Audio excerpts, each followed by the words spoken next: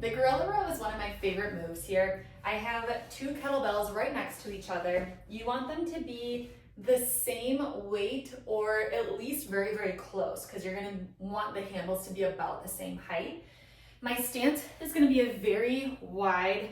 You're gonna do like a sumo deadlift position as you go through this row. So I have my two kettlebells right next to each other. My feet are in a pretty wide position, toes slightly pointed out. I'm hinging my hips backwards and holding on to these kettlebells. Okay, I'm gonna slightly twist here. Okay, so this is your starting position. Before you do anything, of course, I want you to squeeze your glutes and inner thighs. Make sure your hips are very stable. I want your shoulders engaged, so pulling them back, chest and lats engaged, and of course, your core engaged. I'm starting off with my hips a little too high, so I'm gonna drop them down a little bit. Okay, keeping that nice neutral spine. See from the side, yeah, nice neutral spine. And then what's gonna happen here is I'm going to push my left hand into the kettlebell. Make sure you're very stable, you don't fall to the side. So push your left hand into the kettlebell to create an even more stable base.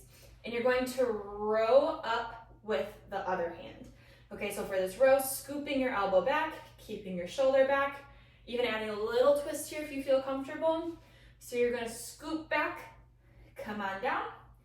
If you have different weights, I would say do all on one side and then switch. If you have the same weights, you can alternate with this. Just again, make sure you're pushing down in with one hand, rowing up with the other, always keeping your hips engaged to keep that solid base.